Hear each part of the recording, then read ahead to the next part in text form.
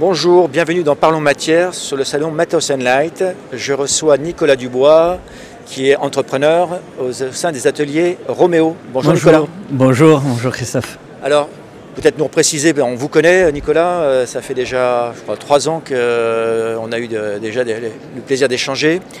En 2 mots, les ateliers Roméo travaillent quel type de matériaux? On est sur des ateliers au pluriel, donc avec une déclinaison autour des matières bois. Sous toutes ses formes, on va le voir plus après, et puis évidemment une démarche pierre, donc autour des matériaux composites, autour de la pierre structurelle, et puis tout ce qu'on connaît autour de l'ameublement. Alors, vous présentez effectivement sur la capsule Craft 2 matériaux, l'UHPS et le Meltri. C'est quoi ces 2 matériaux ? Alors ce sont 2 matériaux qui sont 2 produits innovants, déclinés pour l'architecture et aussi le design, le mobilier, l'objet. Donc la première application, c'est le Meltri. Le Meltri est un produit qui a été utilisé pour recycler, on va dire, nos déchets de production bois. Dans nos ateliers, on a des aspirateurs qui nécessitent la réutilisation, le réemploi de ces poussières accumulées. Et donc, à partir de là, on a développé un produit sur mesure pour rendre ce bois en bioplastique. D'accord, donc on est sur une biorésine, bioplastique, voilà. 100% naturelle, issue des déchets, des sacs d'aspiration, pour faire simple, de votre atelier menuiserie. Exactement. Aujourd'hui, on en est où? C'est un produit qui se développe autour de l'objet pour le moment, dû aux capacités industrielles qui doivent être faites sur mesure et à l'outil industriel qui a besoin de son projet pour lancer son développement. D'accord, donc on est à la naissance d'un produit et qui va rencontrer tout à fait. Très prochainement ou certainement prochainement son marché. L'UHPS, je pense qu'on est sur un produit qu'on connaît depuis 3 ans, nous, ici à Matos & Light. On en est où sur ce produit-là? On est sur une application directe sur des chantiers, notamment en Angleterre, mais aussi sur des chantiers de mobilier qui se vendent un peu partout dans le monde. Donc on a démarré effectivement, comme vous le rappeliez, il y a 3 ans. Cette approche est faite autour d'un meuble, d'une console Arca, pour ceux qui connaissent, qui a été développée avec les éditions Noma et le studio RDI.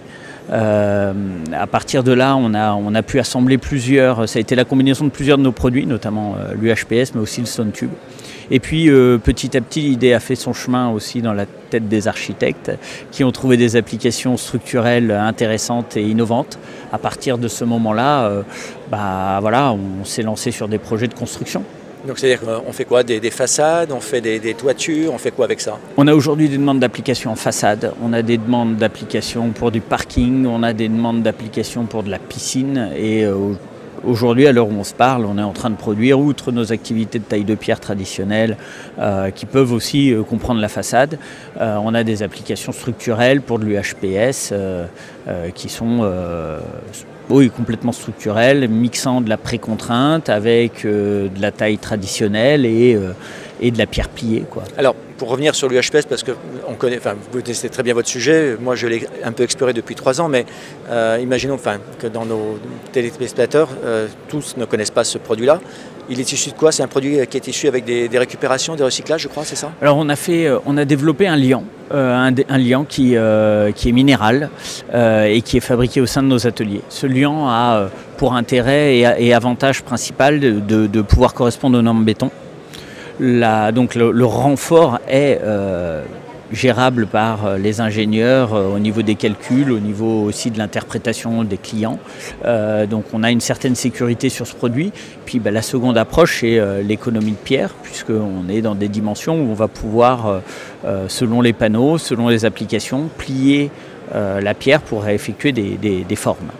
Donc on est en sobriété, on va dire, économie et sobriété en termes de pierre. On sait le combiner avec un ciment, un propre ciment, je suppose, oui, qui fait partie de ce brevet, qui permet donc de rendre l'ensemble de ce composite structurel, oui, et donc de s'affranchir certainement de structures porteuses, autres, ou de les minimiser.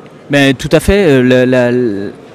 On est arrivé sur ce produit pour pouvoir s'affranchir d'une part de la résine époxy, qui est un perturbateur endocrinien sur lequel je pense que nous aurons énormément de problèmes dans le futur. Et puis de pouvoir diminuer les parties d'accroche métallique.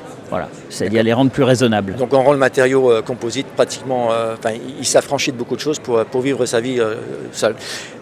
Votre actualité?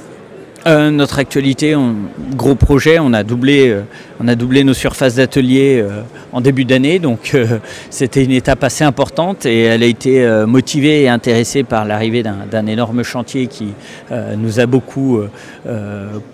proposé un gros challenge qu'on est en train de relever et pour lequel nous sommes heureux de pouvoir appliquer nos produits.